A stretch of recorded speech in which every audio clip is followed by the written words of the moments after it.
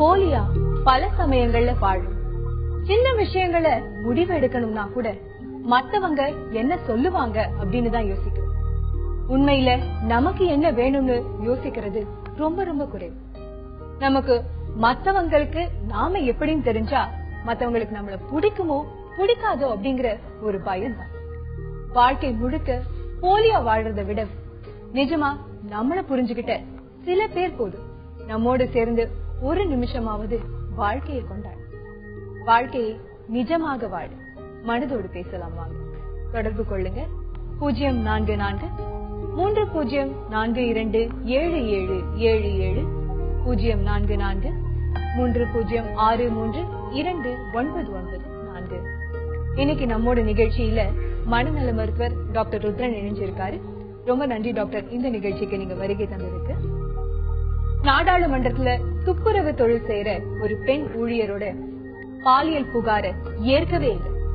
இந்த மாதிரியான ஒரு சூழல் மன நெருக்கடி ஏற்படுத்தக்கூடிய ஒரு சூழல். இதை எப்படி ஹேண்டில் செய்யணும் டாக்டர்? இந்த பாலியல் புகார் ஏத்துக்கலன்றதுதான் பிரச்சனையா, இல்ல பாலியல் புகார் தரும் அளவுக்கு அந்த சிச்சுவேஷன் இருக்குன்றது பிரச்சனையா? ரெண்டுமே. இப்ப பாலியல் அவங்களுக்கு தொந்தரவுகள் இருக்கு அப்படின்னாலுமே அதை எப்படி ஹேண்டில் செய்யணும், இத அடுத்த கட்டத்துக்கு புகாருக்கு எடுத்துட்டு போகணும் அப்படின்னு நினைச்ச போது கூட அந்த புகாரும் ஏற்கப்படவில்லை. இது ஒரு மிகப்பெரிய அளவுல மன உளைச்சல் அவங்களுக்கு ஏற்படுத்தும். நாளை பின்ன எப்படி அவங்க வேலைக்கு போவாங்க? அந்த வேலைக்கு போகணும்னாலே ஒரு வெறுப்பும் ஒரு பயமும் தானே வரும். இது பொதுவாகவே வேலைக்கு போகும் பல பெண்களுக்கு இந்த சிக்கல் இப்போ ரொம்ப அதிகமாவே இருக்கு. வேலைக்கு வர பெண் வீட்டுல பாதுகாப்புல இருந்து வெளியில வரா, அவ சுதந்திரமா இருக்கணும்னு ஆசைப்படுறா அப்படின்னு இவங்களா ஒரு கற்பனையில அவளுடைய சுதந்திரம் அப்படின்றத இவங்களுக்கு ஏத்த வகையில அதை புரிஞ்சு கொண்டு அந்த பெண்ணை அணுகி அவ நமக்கு இசைவா இருப்பாளான்னு பாக்குறது ரொம்ப சர்வசாதாரணமாக நிறைய இடத்துல நடக்குது. இது இந்த பெண்ணுடைய நிலைமை இன்னும் மோசம். துப்புரவு தொழிலாளி அப்படின்னும் போது அவளுடைய சோசியோ எக்கனாமிக் லெவலும் ரொம்ப கீழே இருக்கும். அவளை இன்னும் ஈஸியா மிரட்டலாம், பணிய வைக்கலாம் அப்படின்ற அந்த திமிர், அகங்காரம் எல்லாமும் சேர்ந்துதான் அவளுக்கு அந்த தொல்லை கொடுத்திருப்பாங்க ஒருத்தர். அப்படி தொல்லை கொடுக்கிற அவனை இவ போய் ஒரு புகார் கொடுத்து ஒண்ணுமே செய்ய முடியலன்றது இன்னும் ரொம்ப கேவலமான விஷயம். புகார் கொடுக்கிற அளவுக்கு அவன் நடந்துக்கிட்டான். ஆனா அவன் அவ்வளவு முக்கியமானவனா இல்ல சாதாரணமானவனா? எவனா இருந்தாலுமே இந்த பெண் புகார்லாம் நம்ம சீரியஸா எடுத்துக்க கூடாது அப்படின்னு இவளுடைய அந்த துப்புரவு தொழில், அந்த தொழில் மூலமாக அவள் புறக்கணிக்கப்பட்டு அடக்கப்பட்டு நீ எல்லாம் ஒன்றும் பெரிய விஷயம் இல்ல அப்படின்ற மாதிரி ஒதுக்கப்படுறாளா அப்படின்றதுதான் இதுல ரொம்ப கேவலமான விஷயமா இருக்கு. அதுக்கு அந்த பெண் என்ன செய்யணும்? தைரியத்தை வளர்த்துக் கொண்டு அதன் பிறகு என்ன? முதலாவதாக அவ அந்த போராட்டத்தை விடக்கூடாது, சண்டை போடணும். சண்டை போடுறதுக்கு தனியா பயம் இருக்குன்னு நிறைய பேர் ஒதுங்குறதால தான் இந்த மாதிரி அக்கிரமங்கள் நடக்குது. அப்கோர்ஸ் தனியா சண்டை போடுறது அவ்வளவு சுலபமான விஷயம் இல்ல. ஆனா உங்களுக்குள்ள பிற பெண்கள், பிற தொழிலாளிகள் எல்லாருமே கூட்டாக மீடியா போன்ற சப்போர்ட்டும் இருக்கும். மீடியா போன்ற சப்போர்ட் அப்புறமா வரும். முதல்ல நீங்க ஒன்னா கூடி குரல் கொடுக்கணும். உங்க குரல் சத்தத்தை கேட்டுதான் மீடியா அந்த சத்தத்தை மேக்னிஃபை பண்ணுமே தவிர அவங்களா தேடி உங்க சத்தம் போடுமான்னு கேட்க மாட்டாங்க. கரெக்ட். இப்ப நம்மோட கோவையில இருந்து பவித்ரா தொடர்புல இருக்காங்க. வணக்கம் பவித்ரா. ஹலோ பவித்ரா, சொல்லுங்கம்மா, என்ன பகிர்ந்துக்க போறீங்க? நம்ம மனதோடு பேசலாம்ல. மேடம், எங்க வீட்டுக்காருக்கு கொஞ்சம் பவர் இல்லைங்க, ஹார்ட் ப்ராப்ளம். சரிங்கம்மா. இவ்வளவு அவர் ஒரு கவர்மெண்ட் ஸ்டாஃப்ங்க. கவர்மெண்ட் ஸ்டாஃப் அவரு. அவர் ஒரு 20 வருஷம் ஆகுது எனக்கு கல்யாணம் ஆகி. அவர் எங்கேயுமே என்ன கூட்டிட்டு போனது இல்லைங்க. கேட்டா அம்மாவுக்கு பயம்னு இப்படி ஓட்டிட்டாருங்க. இப்ப 20 வருஷம் ஆயிடுச்சு. இப்ப அவருக்கு ஹார்ட் ப்ராப்ளம் வந்ததுனால இப்பயும் வெளியில எங்கேயும் போறதும் இல்லை, வர்றதும் இல்லை.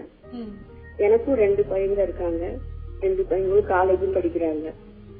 இருந்தாலும் இன்னும் அவருக்கு இருந்த மாட்டீங்க. எங்கேயுமே கூட்டிட்டு போகும் அந்த நினைப்பே வரமாட்டேங்குதுங்க. ஒரு வெளியூர் போவோம், ஒரு பிக்னிக் போவோம், எந்த ஒரு இதுமே அவருக்கு பிடிக்க மாட்டேங்குது. ஆனா அம்மாவுக்கு பயம், அம்மா என்ன சொல்லிடுவாங்கன்னு பயம். இப்போ இது பேச ஆரம்பிக்கும் போது என் ஹஸ்பண்டுக்கு ஹார்ட்ல ப்ராப்ளம்னு ரொம்ப கவலையோட ஆரம்பிச்சீங்களே, அது இப்ப அவ்வளவு முக்கியமான பிரச்சனையா படலையா? இப்ப முடிஞ்சிச்சு, எல்லாம் சரியாயிடுச்சு. இப்போ சரியாயிடுச்சு. சோ இப்ப வெளியில கூட்டியும் போல அப்படின்றதா முக்கியமான பிரச்சனையா உங்களுக்கு? எப்பயுமே சார், இப்போ இல்ல, எப்பயுமே 20 வருஷமா கூட்டியும் போகல. இப்ப 21வது வருஷம் கூட்டியும் போற நம்புறீங்களாமா? ஒரு நம்பிக்கை தான் எல்லாமே. சரி சில பேருக்கு வந்து வெளியில போறது வந்து பிடிச்சிருக்கும், சில பேருக்கு வெளியில போறது பிடிக்காது. சில பேருக்கு போகாம இருக்கிறது அப்படியே ஒரு பழக்கம் ஆயிடும். திடீர்னு 20 வருஷம் வாழ்க்கைக்கு அப்புறம் புதுசா ஒரு நம்ம டூர் போலாம், பிக்னிக் போலாம், கோயில் போலாம், அந்த மாதிரி வர்றது வந்து சாத்தியம் இல்லம்மா. எது சாத்தியமோ அதுக்கு ஆசைப்படுறதுதான் அதை அடையறதுக்கான சுலபமான வழி. உங்களுக்கு படிக்கிற வயசுலயோ வேலை செய்யற வயசுலயோ பசங்க இருக்காங்கன்னு சொல்றீங்க. சோ அவங்க கூட நீங்க இன்னும் ஃப்ரெண்ட்லி ஆயிட்டு நீங்களும் உங்க பசங்களுமா வெளியில போக முடியுமான்றத நீங்க பரிசீலிக்கணும். அவங்க அம்மா எப்படி உங்க கணவருக்கு முக்கியமா இருக்கோ அதே மாதிரி நீங்க உங்க மகன்களுக்கோ மகள்களுக்கோ முக்கியமா இருந்தா அவங்க உங்களை பாத்துக்க போறாங்க. சோ திரும்ப திரும்ப 20 வருஷமா கூட்டியும் போல 20 வருஷமா கூட்டியும் போலன்னு நீங்க அவரை திட்டுறீங்களோ இல்லையோ அதை சொல்லி சொல்லி உங்களையே நீங்க இன்னும் காயப்படுத்திக்கிறீங்க. 20 வருஷம் முடிஞ்சு போச்சு. 21வது வருஷத்துல இருந்து நீங்க அவர் இல்லாமே வெளியே போறதுக்காக ட்ரை பண்ணுங்க. ஓகே, இப்ப வெளியே போறத பத்தி பேசும்பொழுது இப்போ வெளியே அனுப்ப நிறைய பேர் கிராமப்புறங்கள்ல இருந்து சிட்டிஸ்ல வந்து அவங்களோட பசங்க வேலைக்கு அனுப்புவாங்க. அந்த மாதிரியான சூழல்ல அந்த பசங்களுக்கு எந்த விதமான தைரியம் சொல்லி அனுப்பணும், கூடவே ஓரளவுக்கு எக்ஸ்போஷர் வெளியில சிட்டில போனா இப்படி இப்படி எல்லாம் நடக்கும்ன்ற எந்த அளவுக்கு அவங்களுக்கு அறிவு கொடுத்து அனுப்பணும்? முதலாவதாக இந்த மாதிரி தனியா ஒரு குழந்தைய அனுப்பும் போது அந்த பெற்றோருக்கு எவ்வளவு தூரம் இந்த சென்னை பற்றியோ வேற ஒரு டவுன் பற்றியோ ஒரு எக்ஸ்போஷர் இருக்குன்னு நமக்கு தெரியாது. சோ அந்த ஊர்ல ஏற்கனவே அந்த போயிட்டு வந்தவங்களை நம்ம யாராவது இருப்பாங்க, அவங்க கிட்ட வந்து அந்த ஊர் எப்படிப்பா, அங்க என்னெல்லாம் நடந்துக்கணும் அப்படின்ற மாதிரி ஒரு பேச்சு நடத்தி அந்த குழந்தைய ரெடி பண்ணலாம். ரெண்டாவது முக்கியமா இந்த மாதிரி வேற ஒரு ஊருக்கு வந்து வேலை செய்யற பெண்களுக்கு எங்க தங்க போற, அந்த ஊர்ல வந்து நம்ம ஊர் பையன் இவன் இருக்கான், ஏதாவது ஹெல்ப் பண்ணணும் அவன் உன்னை பாத்துப்பான் அப்படின்ற மாதிரியான லிங்க் நம்ம முதல்லயே எஸ்டாப்ளிஷ் பண்ணி அனுப்புறதுதான் அந்த குழந்தைங்களுக்கு பிரயோஜனமா இருக்கும். ஒரு சுகாதாரமான ஒரு சேஃபான ஒரு என்வாயன்மெண்ட் கிரியேட் பண்ணி தர மாதிரி. இப்போ திருச்சியில இருந்து மேகலா தொடர்புல இருக்காங்க. வணக்கம் மேகலா. வணக்கங்க. வணக்கம்மா, சொல்லுங்க. நம்ம மனதோடு பேசலாம்ல, என்ன பகிர்ந்துக்க போறீங்க? எனக்கு மேரேஜ் ஆகி 2 வருஷம் ஆகுது. சரிங்கம்மா. பாத்தீங்கன்னா மேரேஜுக்கு முன்னாடி இருந்து ஹஸ்பண்டுக்கு வந்து வேற ஒருத்தவங்களோட இல்லீகல் கான்டாக்ட் இருந்திருக்கு. அது எனக்கு இப்பதான் தெரிய வந்தது. அது தெரிஞ்சது ரொம்ப பிரச்சனையா இருக்கு 2 பேருக்குள்ள. சரிங்கம்மா. அவர் வந்து நான் என்ன சொன்னாலும் புரிஞ்சுக்கவே மாட்டேங்கிறாரு. அதெல்லாம் தப்புன்னு சொன்னா அவரு அதை ஏத்துக்க மாட்டேங்கிறாரு. நான் வந்து நேரடியா பேசல அத பத்தி. நான் மறைமுகமா சொல்லி பாக்குறேன், இப்படி எல்லாம் இருக்கக்கூடாது, நம்ம கலாச்சாரத்துக்கு அது சரியா வராது அப்படின்னு எவ்வளவு சொல்லி பாக்குறேன். அதனால அது வந்து அவர் கேட்க மாட்டேங்கிறாரு. உங்களுடைய மன வருத்தம் ரொம்ப நல்லா புரியுது. நான் எப்படி அவர் புரிய வைக்கிறதுன்னு தெரியல. அவர்கிட்ட நான் எப்படி நடந்துச்சு என்னால அதை ஏத்துக்கவும் முடியல, அக்செப்ட் பண்ணிக்க முடியல அவர் அப்படி இருக்கிறத. கரெக்ட்மா, உங்களுடைய மன வருத்தம் ரொம்ப நல்லா புரியுது. இப்ப மேகலா என்ன செய்யணும், எப்படி அவங்களுடைய கணவருக்கு புரிய வைக்கணும்? முக்கியமா இந்த பெண்ணுக்கு வந்து அந்த எக்ஸ்ட்ரா ஒரு தொடர்பு இருக்கு ஹஸ்பண்டுக்குன்னு சொல்றாங்க இல்லையா, அது எவ்வளவு நிஜம், எவ்வளவு ஆதாரத்தோட இவங்க அதை கண்டுபிடிச்சிருக்காங்கன்றத நம்ம தெரிஞ்சுக்கணும். அப்படி ஆதாரத்தோட சொல்ற அளவுக்கு அவங்களுக்கு இருந்ததுன்னா அப்புறம் என்ன பட்டும் படாம மேலோட்டமா இன்டைரக்டா அவருக்கு நான் சொல்றேன் புரிய வைக்கிறேன்றது. ஏன்டா அப்படி பண்றேன்னு டைரக்டாவே கேட்கலாம். டைரக்டா கேட்காத வரைக்கும் அதுக்கு பதில் வராது. மேலோட்டமா சுத்தி வளைச்சு இந்த பொண்ணு பேசுதுன்றதுலயே இது அவ்வளவு ஸ்ட்ராங்கா இல்லைன்னு தெரியுது. ஸ்ட்ராங்கா இல்லாத பொண்ணு சண்டையும் பட முடியல, வருத்தமும் படுதுன்னா தான் அது தொடரும். சோ முதல் கட்டம், இந்த பார் நீ இதெல்லாம் பண்ற எனக்கு தெரியும், இது எனக்கு பிடிக்கல, ஏன் இப்படி பண்ற அப்படின்னு தெளிவா சொல்லணும். ஆனா நிச்சயமாக தெரியாத போது அந்த மாதிரி தெளிவா பேச வராது. சோ முதல் கட்டம் அதை நிச்சயப்படுத்திக்கணும். ரெண்டாவது பேசிடணும். பேசும்போது சண்டை வரும், என்ன அடிப்பான், அந்த மாதிரி பயங்கள் இருந்தா அதுக்கான சூழல் நேரம் பார்த்து பேசணும். ஒரு சாயந்தரம் ஒரு 5:30-6 மணிக்கு பேச ஆரம்பிச்சீங்கன்னா ஒரு 7-8 மணிக்குள்ள சண்டை போட்டு முடிச்சிடலாம். நீங்க 8 மணி 9 மணிக்கு ஆரம்பிச்சீங்கன்னா ராத்திரி எல்லாம் உங்களுக்கு தூக்கமும் கெட்டு போயிடும். சோ அதெல்லாம் பிளான் பண்ணி நீங்க இந்த டாபிக் ஆரம்பிக்கணும். முதல்ல ஊர்ஜிதப்படுத்திக்கங்கம்மா. அதன் பிறகு உங்க கணவரோட அமர்ந்து பேசுனீங்க அப்படின்னா சரியாகிறதுக்கான வாய்ப்புகள் இருக்கு. இப்ப நம்மோட ஊட்டியில இருந்து மேரி தொடர்புல இருக்காங்க. வணக்கம் மேரி. வணக்கம் மேம். வணக்கம், சொல்லுங்க மேரி, என்ன பகிர்ந்துக்க? மேம் எனக்கு மேரேஜ் முடிஞ்சு 1.5 years ஆச்சு. சரிங்கம்மா. இப்போ ஒரு 8 monthsல ஒரு பேபி இருக்கு. சரிங்கம்மா. அவர் வந்து ஒழுங்கா வேலைக்கு போறது இல்ல. அப்படிங்களா? என்ன செய்யறாரு அவர் வேலைக்கு போகாம? அவரு ஸ்போக்கன் இங்கிலீஷ் மாஸ்டர் இருக்காரு. சரிங்கம்மா. அப்போ ஒரு 10 days வேலைக்கு போவாரு, அப்புறம் வேலைக்கு போறது இல்ல. அது சொல்லும் போது அடிக்கிறாரு, கெட்ட வார்த்தையிலே பேசுவாரு. அப்புறம் போயிரு கிளம்பு, உங்க வீட்டுக்கு கிளம்பு அப்படின்னு சொல்லிட்டு இருக்காரு. என்ன பண்றதுன்னு தெரியல. ஒரே மனசு லைஃப் என்ன ஆகுமோ, நீ என்ன எப்படி வாழ போறேனோ அப்படின்னே பயமா இருக்கு. இப்போ மேரி என்ன செய்யணும் டாக்டர்? குடும்ப சூழலை எடுத்து சொல்லி அவங்க கணவருக்கு எப்படி புரியும்? அதாவது அந்த கணவர் முன்னாடி என்ன வேலை செஞ்சுட்டு இருக்காரு? என்ன வேலை செஞ்சுட்டு இருக்காரு? இதே வேலை தானா?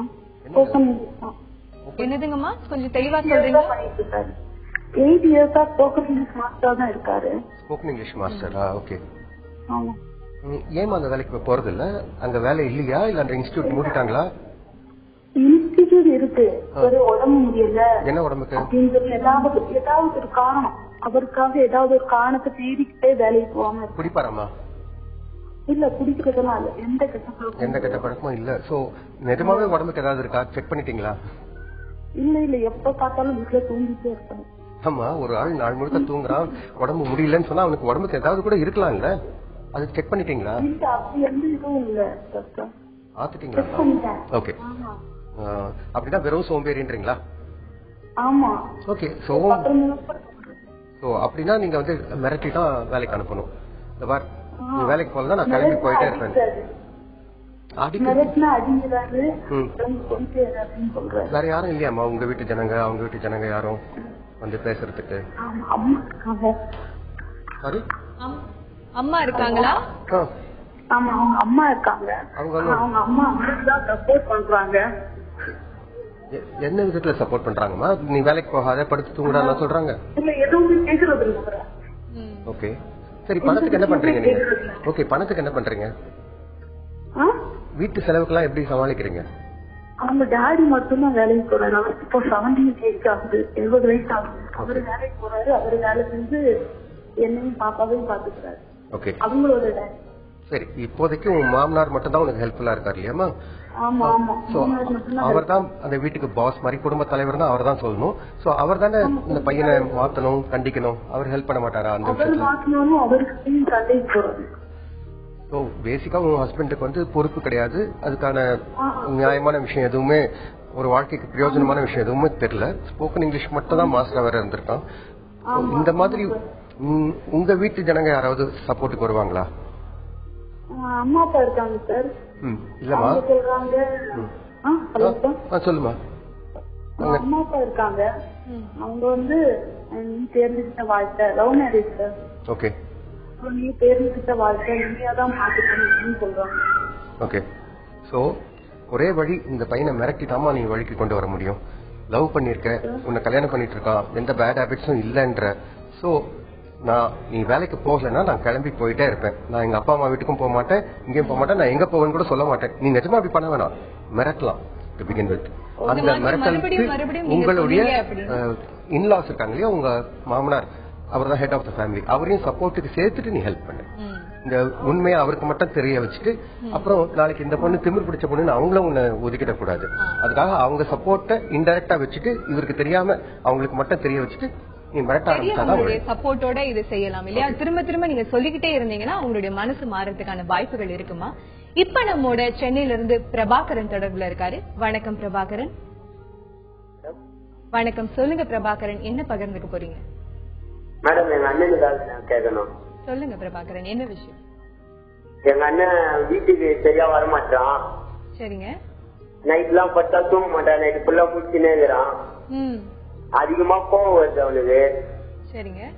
வீட்டுல யாருக்கிட்டே சரியா பேச மாட்டான், நாங்க நல்லா பேசினாலும் மூஞ்சா லட்சம் மாதிரி பேசுறான் மேடம். அப்படிங்களா? என்ன பண்றாரு அவர்? வேலைக்கு போறாரா இல்ல காலேஜ்? காலேஜ் 2 வருஷம் தான் மேடம் போனா, லாஸ்ட் வருஷம் நின்ட்டான். சரி, அதன் பிறகு சொல்லுங்க. சேராத பசங்க கூட சேர்ந்து சுத்துறான் மேம். நீங்க எவ்வளவு சொல்லியும் உங்க கூட சேர மாட்டேங்கிறாருங்களா?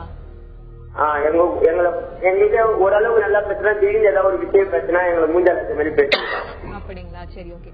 குடிப்பழக்கத்துல இருந்து எப்படி இவர் அண்ணனை மாற்ற முடியும்? குடிப்பழக்கத்தை பொறுத்த வரைக்கும் பரவலா நிறைய பேர் வந்து கூட்டின்னு போய் ஒரு சென்டர்ல சேர்த்துடலாம், ஒரு ஹாஸ்பிட்டல்ல சேர்த்துடலாம், ஒரு டாக்டர் கிட்ட கூட்டின்னு போகலாம், தெரியாம ரகசியமா மருந்து கலந்து கொடுக்கலான்ற மாதிரியான கான்செப்ட்ல நிறைய பேர் நடமாடுறாங்க. அது எதுவுமே உதவாது. குடிக்கிறவன் எப்போ எனக்கு இந்த குடிக்கிறதால அசிங்கமா இருக்கு, எனக்கு சோசியலா ஒரு கேவலம் நடக்குது, எனக்கு உடம்பு கெட்டு போகுது அப்படின்றத எப்ப அவன் உணர்றானோ, அப்போ என்னால நிறுத்த முடியல, எனக்கு ஏதாவது ஹெல்ப் பண்ணுதுன்னு அவன் கேட்கறான் இல்லையா, அந்த கட்டத்துல மட்டுமே தான் அவங்களுக்கு சிகிச்சை தர முடியும், வெற்றிகரமா தர முடியும். சோ இவங்கெல்லாம் அவங்க அண்ணனை வந்து அன்புல பேசி எல்லாம் கொஞ்சி அவனுக்கு கவுன்சிலிங் கொடுக்குறேன், வெற்றிகரமா பேசி எல்லாம் ஒன்னும் மாத்தவே முடியாது. ஏன்னா அந்த பையனுக்குன்னு ஒரு ஸ்டைல் ஃபார்ம் பண்ணிட்டான். படிக்கிறதுலயும் பொறுப்பு இல்ல, லாஸ்ட் இயர் அவன் படிக்காம விட்டுருக்கான், வீட்டை வந்து சும்மா ஒரு லாட்ஜ் மாதிரி யூஸ் பண்றான். சாப்பிடறதுக்கும் தங்கறதுக்கும் ஒரு இடமா, வீட்டுல இருந்து தான் பணம் எடுத்துக்க போறான். ஏன்னா வேலையும் வெட்டியும் ஒன்றும் கிடையாது. சோ அந்த மாதிரி பையன் வந்து வாழ்க்கையில அவன் அடிபட்டாதான் திருந்துவான். நீங்க அன்புல எல்லாம் திருத்த முடியும்னு நினைக்காதீங்க. இதை வந்து இந்த வயசுல அவனை திருத்தணும்னு நீங்க நினைக்கிறதே தப்பான விஷயம். இது 14 வயசு 13 வயசுலயே அவனுடைய போக்கு உங்களுக்கு தெரிஞ்சிருக்கும். அந்த கட்டத்திலேயே அவனை நீங்க அடக்கி இருந்தாதான் முடியும். வளர வளர அவனுக்கு உடலிலும் கொஞ்சம் பலம் கூட கூட மனதிலும் திமிர் அதிகமாகிக் கொண்டேதான் வரும். அதனால இப்போதைக்கு அவனுடைய நண்பர்கள் யார்கிட்டயாவது அவனுக்கு புத்தி சொல்லுப்பான்னு சொல்லாமே தவிர நீங்களா அவனை இந்த கட்டத்துல மாத்துறது ரொம்ப ரொம்ப கஷ்டம். இப்போ ஜெனரலாவே தேர்வு செய்யக்கூடிய நண்பர்கள் நல்லா அமையணும், அது போக்குலதான் நம்மளுடைய வாழ்க்கையும் அமையும் இல்லையா? நண்பர்களை எப்படி தேர்வு செய்யணும், தேர்வு செய்ய முடியும்? நண்பர்கள் தேர்வு எல்லாம் செஞ்சு இப்படி பிளான் பண்ணி ஷெல்ஃப்ல இருந்து எடுத்துக்க முடியாது. சோ நமக்கு என்னெல்லாம் டேஸ்ட் இருக்கு, அந்த டேஸ்ட் இருக்கிற ஆள் அதே மாதிரி அந்த ஃப்ரீக்வன்சி ஒத்து போதா, நமக்கு இருக்கிற ஆர்வம் எல்லாம் அந்த ஆளுக்கும் இருக்கா, இதெல்லாம் முதல் கட்டமா நம்ம பார்க்கணும். ரெண்டாவது வாழ்க்கை பற்றின அணுகுமுறை 2 பேருக்கும் ஒரே மாதிரி இருக்கா, 2 பேரோட பேக்ரவுண்ட் வேற வேறையா இருக்கலாம், சோசியலாவும் இருக்கலாம், எக்கனாமிக்காவும் இருக்கலாம், கல்ச்சரலா இருக்கலாம். ஆனா விருப்பங்கள் தான் முக்கியமானவை. அந்த விருப்பங்களை பொறுத்துதான் நம்ம அடுத்த கட்டத்துக்கு அந்த நட்பை கொண்டு போக முடியும். இப்ப நம்மோட திருச்செந்தூர்ல இருந்து ராஜா தொடர்புல இருக்காரு. வணக்கம் ராஜா. ஹலோ வணக்கம், சொல்லுங்க ராஜா, என்ன பகிர்ந்துக்க போறீங்க?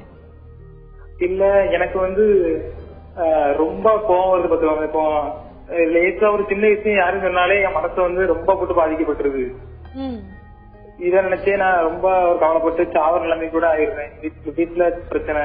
அப்புறம் அது இல்லாம தெரிஞ்ச யாரும் ஃப்ரெண்ட்ஸ் இருந்தாங்கன்னா அவங்க இப்படி சின்ன வேலை சொல்லிட்டாலும் என் மனசே கேட்க மாட்டேங்குது. அதனால அது இப்படி சொல்லிட்டாங்களா போட்டு நினைச்சுக்கிட்டே மனசை போட்டு ரொம்ப பாதிக்கப்பட்டிருக்கு. இதுக்கு என்ன செய்யணும்? என்ன வயசுமா? என்ன வயசு? வயசு ஒரு 22 ஆகுது. 22. என்ன வேலைப்பா? நான் எம்எஸ்சி படிக்கிறேன் காலேஜ்ல. ஓகே, காலேஜ்ல படிக்கும்போது ஃப்ரெண்ட்ஸோட ஒத்து வரலையா? என்ன பிரச்சனை வருது? என்ன பிரச்சனை வருது? கரெக்ட்டுமா? என்ன பிரச்சனை வருது? எல்லாத்தையும் மனசுல பிடிக்கிறது இல்ல. இப்ப அப்படி சில பிடிச்ச ஃப்ரெண்ட்ஸ் ஏதாவது ஒண்ணு சொல்லிட்டாங்கன்னா அது மனசை போட்டு ரொம்ப எனக்கு பாதிச்சது. ஏதாவது ஒரு உதாரணம் சொல்ல, உன்னை எந்த விதத்துல பாதிக்கிற மாதிரி இருக்குன்னு? எல்லா விஷயத்துலயும் உள்ளதா இருக்கு. இது இல்லப்பா அப்படின்னா அவ்வளவு முக்கியமான விஷயம் இல்லன்னு தானே அர்த்தம். முக்கியமான விஷயம் தான் நமக்கு ஞாபகம் இருக்கும் இல்லையா? சின்ன சின்ன விஷயத்துக்கு நீ அப்செட் ஆகுறதுதான் அர்த்தம். சரியா? முதலாவதாக மத்தவங்க ஏதாவது சொல்லி அதுக்காக நம்ம மனசு வேதனைப்படுது, கஷ்டப்படுதுன்னா அதை வந்து நிதானமா கொஞ்ச நேரம் கழிச்சு, அந்த நேரத்துல உடனே பண்ண முடியாது, கொஞ்ச நேரம் கழிச்சு யோசிக்கணும். ஏன் அப்படி சொன்னா, அவன் சொன்னது கரெக்டா, ஒருவேளை நம்ம மேலதான் தப்பு இருக்கான்னு, நம்ம மேல தப்பு இருந்தா சரி பண்ணிக்க முயற்சி பண்ணுவோம். அனாவசியமா வெட்டியா நம்மள வெறுப்பேற்றணுன்றதுக்காகவே ஒருத்தன் குறை சொல்றான்னா அப்படிப்பட்டவனோட உறவும் நட்பும் நமக்கு அவசியம் கிடையாது அப்படின்னு அவனை கொஞ்சம் கொஞ்சமா ஒதுக்கவும் ஆரம்பிச்சிடலாம். அப்படி தேவையில்லாதவர்கள்லாம் ஒதுக்கப்படும் போது நமக்கு தேவையானவர்கள் நெருங்கிறதுக்கான வாய்ப்பும் வசதியும் நம்ம உருவாக்குற மாதிரி ஆயிடும். அண்ட் வீட்லயும் ஏதோ பிரச்சனை இருக்கு, உயிரே வாழ வேணாம்லாம் சொல்றேன்லப்பா, 22 வயசுல அந்த மாதிரியான எண்ணங்களே வர வேண்டியது இல்லை. உனக்கு இன்னும் ஒரு 60 வருஷம் பாக்கி இருக்கு வாழறதுக்கு. அதனால இனிமேல் தான் வாழ்க்கை ஆரம்பிக்குதுன்றதால இந்த நேரத்தை வந்து வாழ்க்கை எப்படியெல்லாம் நான் சிறப்பா அமைத்துக் கொள்ள முடியும், என்னெல்லாம் படிக்கலாம், என்னெல்லாம் திறமைகளை வளர்த்துக் கொள்ளலாம், எப்படியெல்லாம் நம்முடைய நட்பு வட்டத்தை உருவாக்கி கொள்ளலாம், எந்த மாதிரியான மக்களோடு இருந்தா நமக்கு இன்னும் மேலும் மேலும் முன்னேற்றங்கள் கிடைக்கும், இதையெல்லாம் நோக்கி உன்னுடைய வாழ்க்கையை நீ பிளான் பண்ணி ஆரம்பிச்சேன்னா உன் வாழ்க்கை நல்லபடியா இருக்கும். இந்த மாதிரி மத்தவங்களை பத்தி கவலைப்படுறத இன்னையோட இந்த நிமிஷத்தோட நீ விட்டுறலாம். ராஜா, எவ்வளவு வாய்ப்புகள் இருக்கு அஹெட் ஆஃப் யூ, ஃபியூச்சர்ல எவ்வளவு வாய்ப்புகள் உங்களுக்கு இருக்கு அப்படிங்கறத டாக்டர் ரொம்ப அழகா எடுத்து சொல்லியிருந்தாரு. ஆல் தி வெரி பெஸ்ட் ராஜா. இப்ப நம்மோட திருச்சியில இருந்து பாஸ்கர் தொடர்புல இருக்காரு. வணக்கம் பாஸ்கர். வணக்கம் மேடம். வணக்கம், சொல்லுங்க பாஸ்கர், என்ன பகிர்ந்துக்க போறீங்க? என் தங்கச்சிக்கு 36 வயசு ஆகுதுங்க. சரிங்க. 5 மந்த்ஸா தூக்கமே இல்ல, நடந்துகிட்டே இருக்கு. டேப்லெட் எல்லாம் கரெக்டா எடுத்துட்டு இருக்கோம். எதுக்காக அவங்க மாத்திரைகள் எடுத்துக்கிறாங்க? சைக்காட்டிஸ்ட் ப்ராப்ளம் ஏற்கனவே இருக்கு. படுத்தா உடனே எழுச்சிடுது, தூங்கவே மாட்டேங்குது. சரிங்க. இதுக்கு என்ன செய்யலாம் டாக்டர்? அவங்களுக்கு ஏற்கனவே சைக்காட்ரிஸ்ட் பாத்திருக்கீங்கல்ல, அங்கேயே போய் கேட்க வேண்டியதானே தூக்கம் வரலன்றத. கடைசியா எப்ப டாக்டர் டோஸ் அதிகரிச்சு கொடுக்குறாங்க, ஆனா எந்த எஃபெக்டுமே இல்ல சார். தூக்கம் வச்சு போட்டா தூங்க மாட்டேங்குது, ஹெவி டோஸ் கொடுத்தா தூங்க மாட்டேங்குது. அந்த அந்த உடம்புல வந்து அந்த மருந்தோட கட்டுப்பாடு போயிட்டா என்னன்னு தெரியல, ஆனா உடனே சாப்பிட்டுட்டு தான் இருக்கும். கடைசியா எப்ப டாக்டர் பாத்தீங்க? நேற்று தான் சார் பார்த்தேன். நேற்று இன்ஜெக்ஷன் போட்டாங்க, தூங்குச்சு. ஆனா அந்த நடந்துகிட்டே இருக்கு, பகல்லையும் நடந்துகிட்டே இருக்கு, நைட்லயும் நடந்துகிட்டே இருக்கு. இதெல்லாம் சொன்னீங்களா உங்க டாக்டர் கிட்ட? சொன்னேன். 10 days கழிச்சு வாங்க அப்படின்னு சொல்லி வேற மருந்து கொடுத்துருக்காங்க இல்லையா? ஒவ்வொரு மருந்தா தான் கொடுத்து மாத்த முடியும். ஒரே நேரத்துல எல்லா மருந்தையும் கொடுத்து தூங்க வச்சிட முடியாது. இன்னொரு விஷயம், இந்த 5 மாசமாவே எப்படியே சார் பொம்பளை சார் இடுப்பா வலிக்குது, காலை வலிக்குதுங்குது. அம்மா அப்பா வேற இல்ல. கரெக்டுப்பா. டாக்டர் கிட்ட போய் தானே அதை சரி பண்ண முடியும். இப்ப நம்ம தொலைக்காட்சியில ஒரு கேள்வி பதில சரி பண்ண முடியாத விஷயம் இல்லையா இது? கண்டிப்பா கண்டிப்பா. அந்த டாக்டர் கிட்ட ஒரு நாள் போ, தூங்கலையா மறுநாள் போ, தொடர்ந்து போய் அந்த டாக்டர் பிடிக்கலையா வேற டாக்டர் கிட்டயாவது போ, தப்பு கிடையாது. என்ன வேற டாக்டர் ஒரு டாக்டர் ஒத்து வரலன்னா இன்னொரு டாக்டர் கிட்ட போலாம், தப்பு கிடையாது. ஆனா டாக்டர் கிட்ட போலாம். ஏன் போக கூடாது? இவ்வளவு நாள் கழிச்சு பாத்துட்டு இங்க அப்பா வரலன்னு கேட்க மாட்டாங்க. ப்ராப்ளம் இருக்கு. உங்களுக்கு இந்த டாக்டர் கொடுக்கற மருந்து போதலன்னு நீங்க ஃபீல் பண்ணிட்டீங்கன்னா இந்த டாக்டரை விட்டுட்டு வேற டாக்டர் கிட்ட போறது தப்பு இல்ல. ஆனா டாக்டர் கிட்ட போங்க. அதுக்காக சாமியார் கிட்ட போறேன், மந்திரவாதி கிட்ட போறேன், ஜோசிகாரன் கிட்ட போறேன் எல்லாம் வம்பு பண்ணாதீங்க. ஓகேவா? ஏன் கிட்ட எல்லாம் வரக்கூடாது. திருச்சியிலேயே நல்ல டாக்டர் நிறைய பேர் இருக்காங்க. சரியான முறையில நீங்க மருந்துகள் எடுத்து அதுக்கான சிகிச்சை எடுத்துக்கிட்டீங்கன்னா சரியாகிறதுக்கான வாய்ப்புகள் இருக்கு. ஆனா மருத்துவரை கண்டிப்பா பாருங்கன்ற ஆலோசனை சொல்லியிருக்காரு திருச்சியிலேயே. இப்ப நம்மோட கடலூர்ல இருந்து சசிகுமார் தொடர்புல இருக்காரு. வணக்கம் சசிகுமார். வணக்கம். சொல்லுங்க சசிகுமார், என்ன பகிர்ந்துக்க போறீங்க?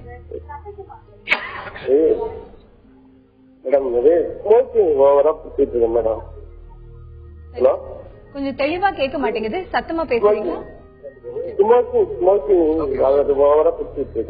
சரிங்க. நீங்க டிவி பாக்குறீங்க அப்படின்னா புரியுதுங்க. நீங்க டிவி பாக்குறீங்க அப்படின்னா டிவி வால்யூம் குறைச்சிடுங்க. அப்பதான் நீங்க பேசுறது எங்களுக்கு தெளிவா கேட்கும். சரிங்களா சசிகுமார்? சரிங்க. ரொம்ப டிஸ்டர்பன்ஸா இருக்கு. ஓகே. அதுக்கு என்ன பண்றதுன்னு தெரியல, நிறுத்தவே முடியல. ஒரு நாளைக்கு எவ்வளவு பிடிக்கிறாங்க? 2 பாக்கெட்டுக்கு மேல பிடிக்குது. ஓகே. எவ்வளவு வருஷமா? ஒரு 4 வருஷமா 5 வருஷம்.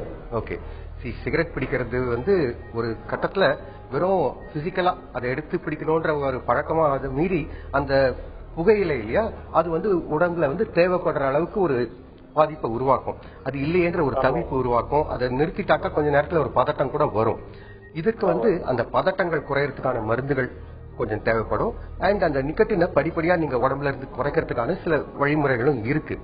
ஆனா பொதுவாக மதுவிலிருந்து ஒருத்தரை வெளியில கொண்டு வர்றது ரொம்ப சுலபம். புகை பழக்கத்துல இருந்து வெளியே கொண்டு வர்றது ரொம்ப கடினம். புகை பழக்கத்தை விடுறதுன்னா அது ஒரே நாள்ல விட்டாதான் உண்டு. படிப்படியா விடுறது பொதுவாக ஒத்து வந்ததே கிடையாது யாருக்கும். விட்டுட்டு ஒரு 3 நாள் நீங்க கஷ்டப்படுவீங்க. அந்த கஷ்டத்தை எப்படியெல்லாம் சமாளிக்கலாம்னு ஒரு டாக்டரோட ஹெல்ப்போடு நீங்க பண்ணீங்கன்னா இதை விட்டுற முடியும். எப்ப உங்களுக்கு அது கஷ்டமா இருக்கு, அதனால பிரச்சனை இருக்கு, அது வேண்டாம்னு நினைக்கிறீங்களோ நிச்சயமா உங்களால டெஃபினட்டா விட்டுற முடியும். சோ முதல் கட்டம் என்னைக்கு விட போறீங்கன்னு டிசைட் பண்ணுங்க. அதுக்கு முன்னாடியே டாக்டர் கிட்ட போய் பார்த்துட்டு என்னெல்லாம் பாதிப்பு வரும், என்னெல்லாம் சிக்கல்கள் வரும், என்னெல்லாம் எதிர்வினைகள் வரும், அதெல்லாம் எப்படி சமாளிக்கலாம்ன்றதுக்கான வழிமுறைகளை தெரிஞ்சுக்கங்க. 3 நாள் 4வது நாள்ல இருந்து உங்களுக்கு மொத்த விடுதலை கிடைக்கும். கம்ப்ளீட்டான ஃப்ரீடம். அந்த பழக்கத்துல இருந்து கவலையப்படாதீங்க சசிகுமார். உங்களுடைய மன உறுதியும் டாக்டரோட உதவியும் இருந்தா மட்டுமே போதும். இப்ப நம்மோட சேலம்ல இருந்து ஜெயா தொடர்புல இருக்காங்க. வணக்கம் ஜெயா. ஹலோ. வணக்கம்மா, சொல்லுங்க. எங்க பொண்ணுக்கு 32 வயசு ஆகுது. சரிங்கம்மா. மேரேஜ் 6 மாசத்துலயே ஹஸ்பண்ட் வேண்டாம்னு போயிட்டாரு. சரிங்கம்மா. குழந்தை ஒண்ணு இருக்குது, 5 வயசு ஆயிடுச்சு. ப்ரீ மேரேஜ் பண்ணலாம் அப்படின்னா அவ ஒவ்வொன்னுக்கும் ஒன்னொன்னு மாத்தி மாத்தி சொல்லிட்டே இருக்கா. வேலை இருந்தா ஆள் நல்லா ஆள் நல்லா இருந்தா வேலை இல்லைன்னு சொல்லுவா, இல்லைன்னா அது வசதி இல்லைன்னு சொல்லுவா. இப்படியே சொல்லி 5 வருஷமா சொல்லிட்டே வந்துட்டா. எங்களுக்கு மேரேஜ் பண்ண முடியுமா முடியாதா? இதுதான் என்னோட. அந்த பொண்ணு வேலைக்கு போதாமா உங்க பொண்ணு? போயிட்டு இருந்தா இப்ப அவனால போகும். இப்ப வேலையை விட்டுட்டு நான் வேற வேலைக்கு போறேன் அப்படி எக்ஸாம் எழுதுறேன், அதுக்காக படிச்சுட்டு இருக்கேன். அதுவும் அவனால கான்சன்ட்ரேஷன் பண்ணி படிக்க முடியல அவனால. சரி, முதலாவதாக ஏன் அவங்களுக்குள்ள பிரிவு வந்தது? அந்த பையன் கொஞ்சம் ஹைட் கம்மியா இருக்கும், அவன் கொஞ்சம் ஹைட்டா இருக்கான். சரி. அதனால இவன் என்ன சொல்லிட்டான், எனக்கு ஒண்ணு பிடிக்கல, கல்யாணம் 2வது மாசம் பிடிக்கலன்னு சொல்லிட்டான். வேற அந்த பையன் சொல்லிட்டானா? ஆமா, அந்த பையன் சொல்லிட்டான். சொல்லிட்டு ஒரே கட்டாயமா வேண்டாம் வேண்டாம் சொல்லிட்டான். சரி. சோ அந்த அந்த கோவம் அதெல்லாம் இந்த பொண்ணு மனசுல இன்னும் இருக்கும். பட் சட்டப்படி நீங்க விவாகரத்து பண்ணிட்டீங்களா? சட்டப்படி. ஓகே. அப்படின்னா 2 பேரும் சேர்ந்து வேண்டான்னு போனாலும் உடனே கொடுத்துட்டாங்க. ஓகே, இப்ப இந்த பொண்ணை வந்து இன்னொரு கல்யாணம் பண்ணி வைக்கணும்ன்றது வந்து உங்களுக்கு விருப்பம் இருந்தா மட்டும் போதாதுமா, அந்த பொண்ணு அதுக்கு தயாரா இருக்கணும். நீங்க மறுபடியும் என் பொண்ணுக்கு நான் மறுபடியும் கல்யாணம் பண்ணி வச்சுட்டேன்ற ஒரு பெருமைக்காகவோ சந்தோஷத்துக்காகவோ மட்டுமே அதை பண்ணி வச்சீங்கன்னா நாளைக்கு அந்த பொண்ணோட வாழ்க்கை எப்படி இருக்கும்னு நிச்சயம் கிடையாது. சோ அவ எப்ப தயாரா இருக்காளோ அப்பதான் நீங்க பண்ண முடியும். இல்ல அவங்களுக்கு விருப்பம் இருக்குது, இப்படி இப்படி இருக்கணும் அப்படின்னு ஒரு லிஸ்ட் போட்டு வச்சு இது எல்லாமே இருந்தா மட்டும் தான் பண்ணிக்கலாம். அந்த லிஸ்ட் படி ஒரு ஆள் அவங்களுக்கு கிடைக்கிற வரைக்கும் நீங்க வெயிட் பண்ணி தான் ஆகணும்.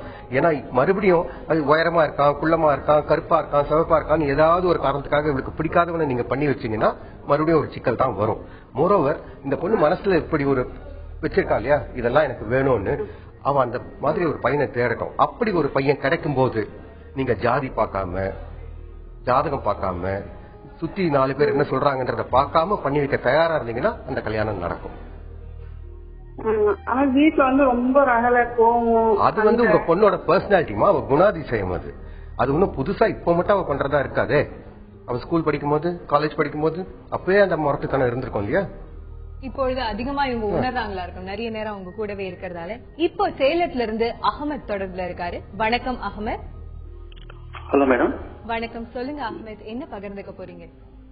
மேடம் எனக்கு ஏஜ் 23 ஆகுது. சரிங்க அஹ்மத். மேடம் எனக்கு நிறைய பேர் முன்னாடி பேசணும்னா ஒரு ஷை இருக்கு, அதே சமயம் நர்வஸும் இருக்கு. அந்த டைம் நான் பேசினாலும் பேச முடிய மாட்டேங்குது, ஸ்டக் ஆகுது. இந்த ப்ராப்ளம் இருக்கு. நிறைய பேர் முன்னாடி பேசும்போது ஷை ஆகுது, அதுதான் ப்ராப்ளம். மட்டும்தான் இந்த மாதிரி ஆகுதா? நிறைய பேர் உங்க ஃப்ரெண்ட்ஸ் கூட பேசும்பொழுது இந்த மாதிரி ஆகுதா? நிறைய பேர் இருந்தாங்க, ஒரு 8 பேர் 10 பேர் இருந்தாங்கன்னா அவங்க முன்னாடி பேசுறதுக்கு ஒரு ஷை ஆகுது, ஆட்டோமேட்டிக்கா அந்த ஷை வருது. அதே சமயம் நர்வஸாவும் இருக்கு, பதற்றமும் இருக்கு. அப்படியே பேசினாலும் வாய்ஸ் பேசுறதுக்கு ஸ்டக் ஆகுது வாய்ஸ். நிறைய பேர் முன்னாடி எந்த ஒர்க் பண்ணாலும் ஒரு நர்வஸ் ஜாஸ்தியா இருக்கு, நர்வஸ் கொஞ்சம் ஜாஸ்தியா இருக்கு எதுலயுமே. நம்ம இதுக்கு என்ன செய்யலாம், எப்படி தைரியத்தை வளர்த்துட்டு பேச முடியும் அப்படிங்கறத நம்ம டாக்டர் கிட்ட கேட்டு தெரிந்து கொள்ளலாம். முதலாவதாக பேசுறதுக்கு ஒரு தயக்கம் இருக்கும்போது, தடுமாற்றம் இருக்கும்போது சில பேருக்கு அது ஒரு பழக்கமாயிடும். அதாவது 4 தடவை வாய் குழற ஆரம்பிச்சுன்னா 5ஆவது தடவை ஒண்ணுமே இல்லைன்னா கூட வாய் குழற மாதிரி சில பேருக்கு ஆயிடும். அது ஒரு பழக்கமாயிடும். அதை முதல் போக்கிக்கிறதுக்கு கண்ணாடி முன்னால நின்று பிராக்டிஸ் பண்ணணும். உங்க வாய்ஸையும் நீங்க ரெக்கார்ட் பண்ணிட்டு திருப்பி திருப்பி கேட்டு இது கரெக்டா தானே இருக்கு, இது கரெக்டா இல்லையா, அது சரி பண்ணிக்கலாம் அப்படின்ற மாதிரியான பிராக்டிஸ் நீங்க பண்ண ஆரம்பிச்சாவே உங்களுடைய ஸ்பீக்கிங் கெப்பாசிட்டியும் வாய்ஸ் டோன் வேரியேஷன், எக்ஸ்பிரஷன் எல்லாத்தையும் நீங்க அழகா கொண்டு வந்துட முடியும். இது தவிர கூட்டம் இருக்கு, கூட்டம் இல்லைன்றத வந்து நம்ம வீட்டுல உட்காந்து பிராக்டிஸ் பண்ண முடியாது. சோ அதுக்கான சிச்சுவேஷன்ஸ் நீங்க உருவாக்கிக்கணும். சோ இதுக்காகவே ஒரு சாதாரண ஒரு கிளாஸ்க்கு போங்க. உங்களுக்கு அந்த படிப்பே தேவையில்லை, ஆனா அந்த கிளாஸ்ல வந்து உங்களை ஏதாவது ஒண்ணு எடுக்க சொல்லுவாங்க, ஒரு செமினார் எடுக்க சொல்றாங்கன்னா அதை பயன்படுத்திக்கங்க. அதை யூஸ் பண்ணி இந்த கூட்டத்துல ஒரு மேடையில எல்லாம் பேசுற அளவுக்கு உங்களை நீங்க தயார் பண்ணிக்க முடியும். சோசியல் ஆங்ஸைட்டின்னு ஒரு சமாச்சாரம் உங்களுக்கு இருக்கு.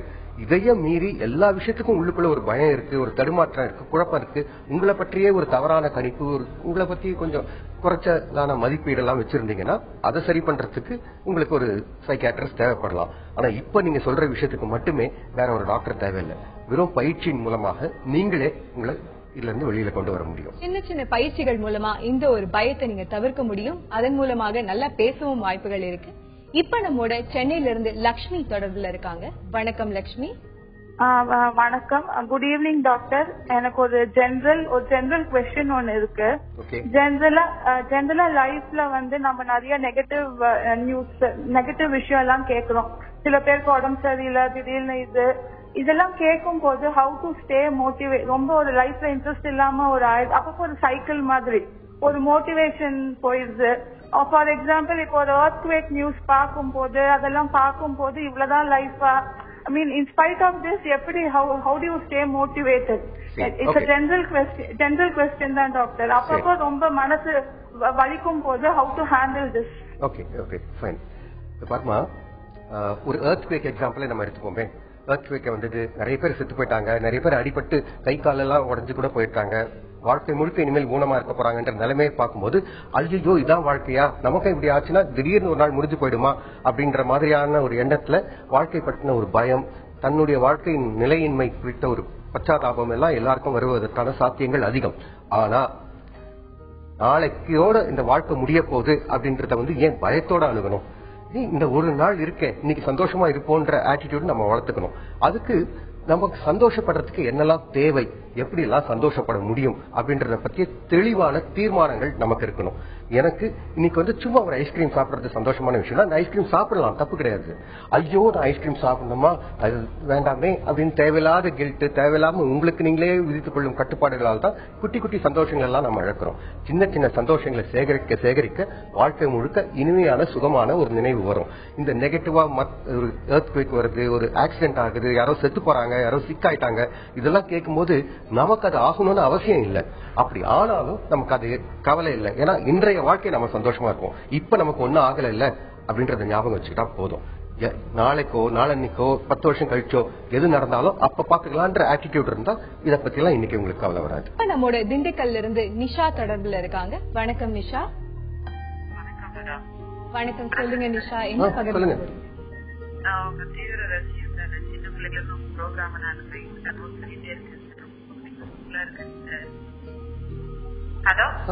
பிரச்சனை இருக்கு உங்களுக்கு? எதனா பிரச்சனை இருக்கா நிஷா? இது ரீசனா வந்து நான் ஒரு சைக்கியாட்ரிஸ்ட் மீட் பண்ணேன் சார். ஓகே. இதுக்கு வந்து கொஞ்சம் ஸ்ட்ரெஸ் இருந்துச்சு. சரி நம்ம வந்து ஒரு இது பண்ணிக்கலாம், ஒரு கவுன்சிலிங் எடுத்துக்கலாம். அம்மா உங்களுடைய இணைப்புல கொஞ்சம் சத்தமா பேசுனீங்கன்னா எங்களுக்கு தெளிவா கேக்குமா? சார் நான் ஒரு கவுன்சிலிங் போயிருந்தேன் சார். ஓகே. போனதுக்கு எங்க வீட்டுக்கு தெரியாம போயிருந்தேங்க சார். போயிட்டு ஒரு கவுன்சிலிங் பண்ணிட்டு 15 டேஸ்க்கு டேப்லெட் எழுதி கொடுத்துருந்தாங்க சார். டேப்லெட் எடுத்துட்டு இருக்கேன், இப்ப கொஞ்சம் பரவாயில்லங்க சார் எனக்கு. அதனால இப்ப வந்து அவங்க நான் தெரியாம போனதுனால அவருக்கு கோவம் வந்துருச்சு சார். எங்க போனா ஏதா போனேன்னு சொல்லி ஒரே இது சந்தேகப்பட்டு என்னை அடிச்சு எங்க அம்மா அப்பா முன்னாடி என்னை அடிச்சுட்டாரு சார். அடிச்சதுல அதுல கொஞ்சம் மனசு ரொம்ப வேதனைப்பட்டு அவங்களும் ரொம்ப கவலைப்படுறாங்க. எனக்கு அவங்கள பார்த்து ரொம்ப ஸ்ட்ரெஸ்ஸாவே இருக்குது சார். லீவ்ல இப்ப எங்க அம்மா வீட்டுல இருக்கேன் சார். ஆனா அவங்க இப்படி எல்லாம் செஞ்சதுனால அதுவே நினைச்சுக்கிட்டு எனக்கு ரொம்ப கஷ்டமா இருக்கு சார். அம்மா அப்பா வந்து முன்னாடி அவங்க என்னை அடிச்சு ரொம்ப கேவலமா பேசிட்டாரு சார் என்னைய. சரிம்மா, முதல்ல சைக்காட்ரிஸ்ட் கிட்ட போக வேண்டிய அவசியம் என்னமா ஆச்சு? என்ன பிரச்சனை? அதுக்கு முன்னாடி அவங்க மாமியா மாமனார் செஞ்ச இது கொடுமை அதுன்னு சொல்லிட்டு என் வீட்டுக்காரி என்கிட்ட சரியா பேசுறது இல்ல. அவங்கள வச்சு பார்த்தாத்தே இருக்கணும், அவங்க கூட தான் இருக்கணும்ன்ற மாதிரி சொல்லவும் எனக்கு அவங்க செஞ்சதெல்லாம் யாவும் வந்து நான் அவங்க கூட எல்லாம் இருக்க மாட்டேன்னு சொல்லிட்டு எங்க இதுக்கு முதல்ல இருந்து பிரச்சனை இருக்குது சார். அதனால இவர் இப்படி செய்யறாரு. அப்புறம் சரியா பேசுறதுல வீட்டுக்கு தேவையான பணம் அப்புறம் அது கேட்க போனா சண்டை வருது சார். அதனால நான் போயிருந்தேன்.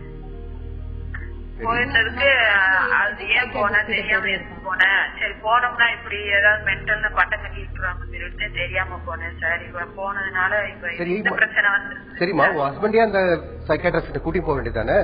இங்கதான் போன காட்டுறதுக்கு 15 டேஸ் கழிச்சு அவங்களே கூட்டிட்டு வாங்கன்னு சொல்லிருக்காங்க. அதுக்குள்ள அவர் இப்படி ஒரு பிரச்சனை வந்ததுனால இனி எப்படி கூட்டிட்டு போறது? தெரியாம போனது உங்களோட சௌகரியத்துக்காக போனீங்க. பட் இப்போ வந்து தெரிஞ்சு போச்சுன்னா இந்த டாக்டர் கிட்ட தான் போனேன், நீயே வந்து கேட்டுக்கோ, நான் பண்ணது ஏதாவது தப்பா ரைட்டா நீ வந்து கேட்டுக்கோப்பான்னு சொல்லாமே. அதுதான் சொல்லணும் சார். ஆனா இவர் இப்படி அப்பா அம்மா முன்னாடி இப்படி அடிச்சதுனாலதான் சார் மனசுக்கே ரொம்ப கஷ்டமா இருக்கு. இப்ப அவருக்கு சைக்காட்ரிஸ்ட் கிட்ட வரமாட்டேன்னா சொல்ல, உங்களை அடிச்சதுதான் இப்ப பிரச்சனையாமா? ஆமாங்க சார். சரி, இதான் ஃபர்ஸ்ட் டைம் அடிக்கிறாரா? ஆமாங்க சார். சரி, ஓகே. அடிக்கிற அளவு என்ன சண்டை வந்ததுன்றத வந்து அந்த நேரத்தோட மூட பொறுத்த விஷயம்.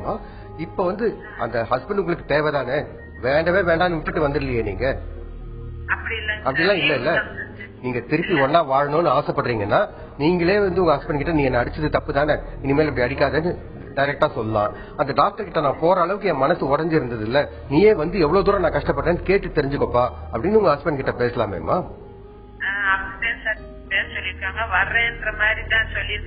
பிரச்சனையே இல்லையம்மா.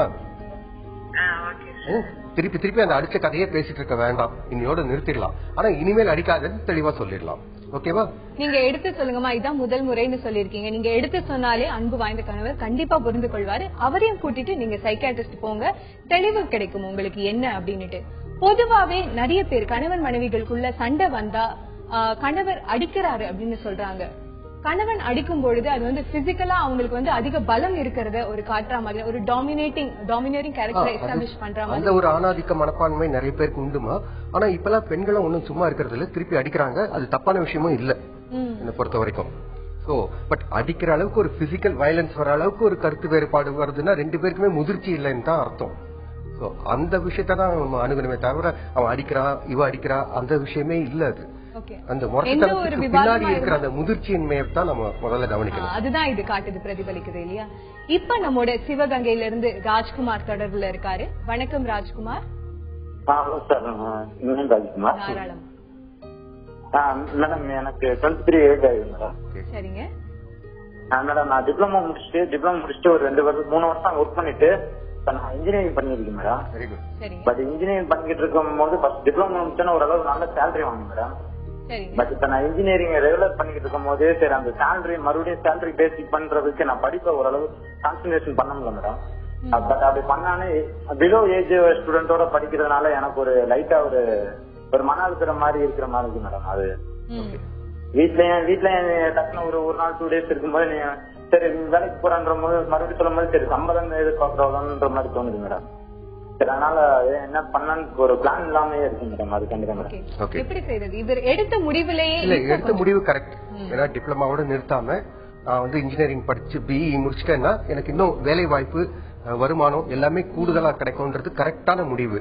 அதுல நடைமுறைப்படுத்துறதுல கொஞ்சம் சிக்கல்கள் ஏற்படத்தான் செய்யும். இப்ப கையில சம்பாதிச்சுட்டு திடீர்னு சம்பளம் இல்லாம இருக்கும். அதுக்கு ஒரு பார்ட் டைம் வேலை மாதிரி ஏதாவது செய்யலாம். இந்த வார இறுதி நாட்கள்ல பிளான் பண்ணிக்கலாம். அந்த டைம்ல படிக்கிறத வந்து அட்ஜஸ்ட் பண்ணிக்கலாம். அந்த மாதிரி ஏதாவது பார்ட் டைம் வேலை செஞ்சு கொஞ்சம் செலவுக்கு காசு சேர்க்கறது வந்து ஒரு புத்தால்தனமான விஷயமா இருக்கும். ரெண்டாவது, சின்ன பசங்களோட போய் நான் படிக்கிறதா அப்படின்ற எண்ணம் வந்து அது வர்றது வந்து இயல்புதான். ஆனா அதையும் மீறி சின்ன பசங்க தானே, அவங்களோட நான் நல்லா படிச்சிட முடியுமே, எனக்கு இன்னும் மெச்சூரிட்டி இருக்கு, எனக்கு இன்னும் கான்பிடன்ஸ் இருக்கு அப்படின்ற நோக்கத்தோட அந்த பசங்களை நீங்க அணுகுனீங்கன்னா அவங்க உங்களை வந்து ஒரு பாஸ் மாதிரி தலைவர் மாதிரி அண்ணா அப்படின்னு உங்களை தூக்கிதான் வச்சுப்பாங்க தவிர உங்களை மட்டமா நினைக்க மாட்டாங்க. நாம அவங்களோட எப்படி பழகுறோம் அப்படின்றத பொறுத்துதான் அவங்களோட ரியாக்ஷனும் இருக்கும்.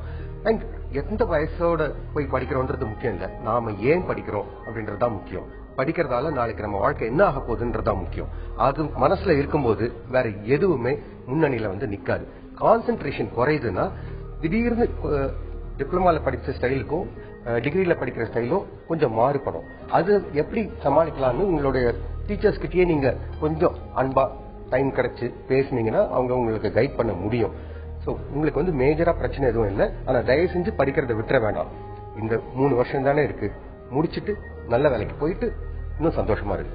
எதிர்காலத்தை நினைச்சு வாழ்ந்தனால கண்டிப்பா எல்லாமே சக்சஸ்ஃபுல்லா தான் இருக்கும், கவலைப்படாதீங்க. இப்ப ராஜேஸ்வரி தொடர்புல இருக்காங்க. வணக்கம் ராஜேஸ்வரி. வணக்கம். வணக்கம்மா, சொல்லுங்க என்ன பகிர்ந்துக்க போறீங்க?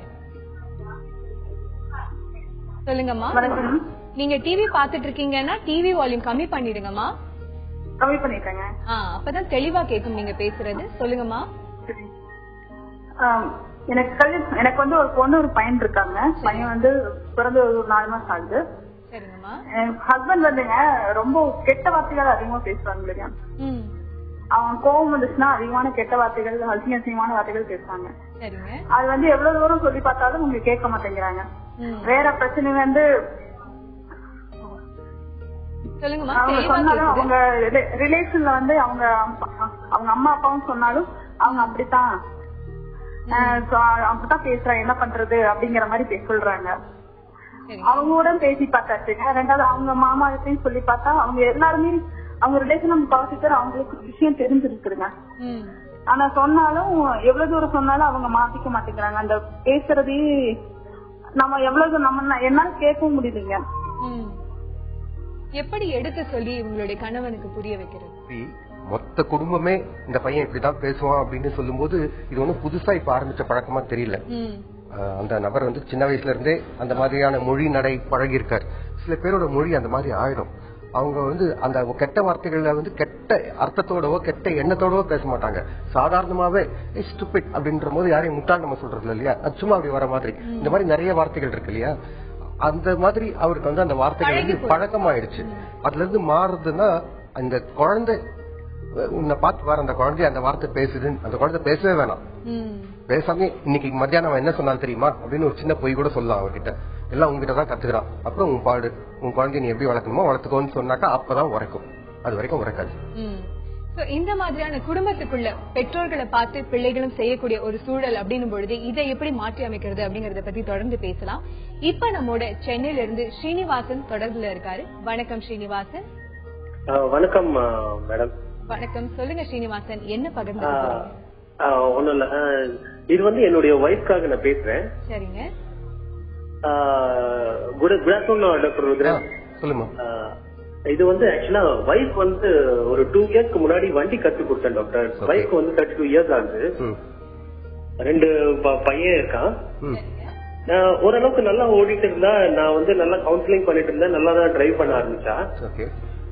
பட் ரீசெண்டா என்னாச்சு, ஒரு 2 வாட்டி சின்னதா விழுந்துட்டா கீழே. ஹலோ, சரி, ஓகே, சின்னதா விழுந்துட்டா. அதுக்கப்புறம் எனக்கு தெரியல டாக்டர், PTSD-ன்னு தெரியல. பட் இப்ப வந்து வண்டியில ஏறினாலே அப்படியே கை கால் எல்லாம் உதற மாதிரி இருக்கு, திரும்ப ஏற மாட்டா. நான் எவ்வளவோ கவுன்சில் பண்ணி ட்ரை பண்ணி ஓட்ட வைக்கிறேன், அப்பவும் வந்து காலை அப்படியே தள்ளிட்டே தான் வண்டியை ஓட்டுறா, சரியா ஓட்ட மாட்டேங்கிறா. என்ன மாதிரியான ட்ரீட்மெண்ட் இல்ல, ட்ரக்ஸ் ஏதாவது எடுத்தா நல்லா இருக்குமா, இல்ல கவுன்சிலிங் ஏதாவது? ஃபர்ஸ்ட் PTSD-ன்ற வார்த்தையெல்லாம் நீங்க விட்டுருங்க.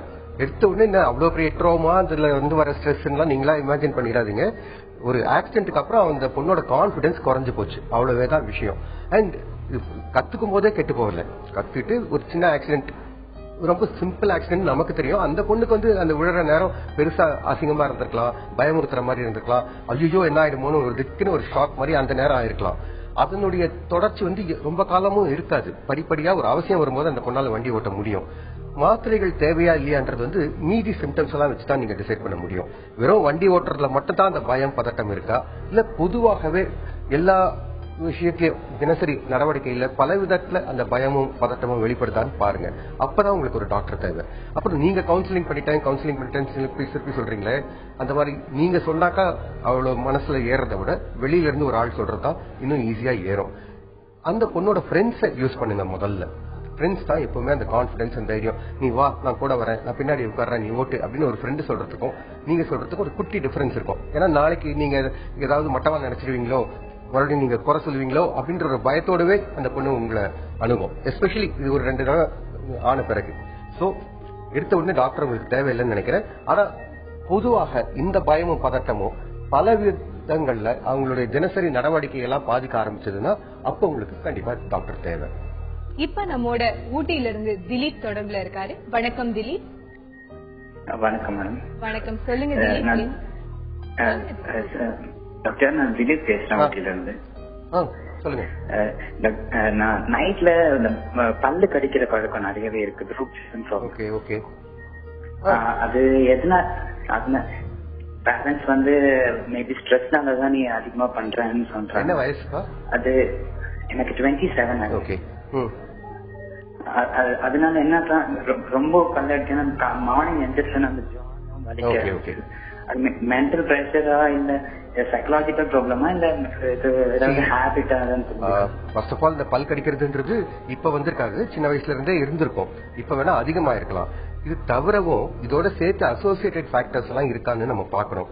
பேசிக்கா பிறந்ததுல இருந்து எடுக்கிற ஹிஸ்டரி நம்ம தெரியணும். இப்போ இந்த நீ பிறந்தது வந்து நார்மல் டெலிவரியா இல்ல 4 ஸ்டெப்ஸ் போட்டாங்க, வேக்யூம் போட்டு அந்த குழந்தைய எடுத்தாங்களா அப்படின்லாம் உங்க அம்மாவை கேட்டுக்கணும். சின்ன வயசுல வந்து ஃபீவர் வந்து பிட்ஸ் வந்திருக்கான்னு தெரிஞ்சுக்கணும். பெட் வெட்டிங், பெட்லயே யூரின் போறது வந்து எந்த வயசு வரைக்கும் இருந்ததுன்னு தெரியணும். இத்தனை விஷயங்களை சேர்த்துதான் இது சைக்கலாஜிக்கல் ப்ராப்ளமா நியூரலாஜிக்கல் ப்ராப்ளமா நம்ம முடிவு பண்ணணும். ஆனா கண்டிப்பா பிரக்சிசம்னு சொல்ற இந்த பல்ல நரன் கடிக்கிற ஒரு விஷயத்த வந்து இக்னோர் பண்ண வேணாம். ஏன்னா இது ரொம்ப சுலபமா வெகு எளிமையான சில மாத்திரைகள் மூலமாக சரி பண்ணக்கூடிய ஒரு விஷயம். ஆனா சரி பண்றதுக்கு முன்னாடி டயக்னோசிஸ் கரெக்டா இருக்கிறதுக்காக சில இன்ஃபர்மேஷன் நிறைய, இந்த 1 நிமிஷம் கேள்விக்கு 2 நிமிஷம் பதில் எல்லாம் இதுக்கு தீர்வு கிடைக்காது. So you have to meet a doctor. அதுக்கு முன்னாடி எல்லா இன்ஃபர்மேஷனும் கலெக்ட் பண்ணிட்டு போங்க. இது ரொம்ப சிம்பிளான விஷயம், டோன்ட் வரி. அழைத்ததற்கு ரொம்ப நன்றி திலீப். கண்டிப்பா டாக்டருடைய ஆலோசனை உங்களுக்கு ரொம்பவே உதவியா இருந்திருக்கும். பல பேர் கால் பண்ணிருந்தாங்க. எல்லா காலர்ஸ்க்கும் உங்களுடைய ஆலோசனைகளை கொடுத்திருந்தீங்க. அவங்களோட வாழ்க்கையை எப்படி மாற்றி அமைக்க முடியும் அப்படின்ற ஒரு வழியையும் சொல்லிருந்தீங்க. ரொம்ப ரொம்ப நன்றி டாக்டர். வாழ்க்கையில 3 விஷயங்களை மறக்கவே கூடாது. நாம கஷ்டத்துல இருந்து எப்படி வெளியே வந்தோம், கஷ்டங்கள் அப்ப நம்மளை விட்டு விலகினவங்களை, நமக்கு அந்த கஷ்டம் எப்படி ஏற்பட்டுச்சு, நாம கஷ்டத்துல இருந்து வெளியே வந்து நல்லா வாழ்ந்து காட்டுறதுலதான் உண்மையான சந்தோஷமே இருக்கு. மீண்டும் நாளை சந்திப்போம். மனதோடு பேசும். உங்களிடமிருந்து விடை பெறுவது அன்புடன்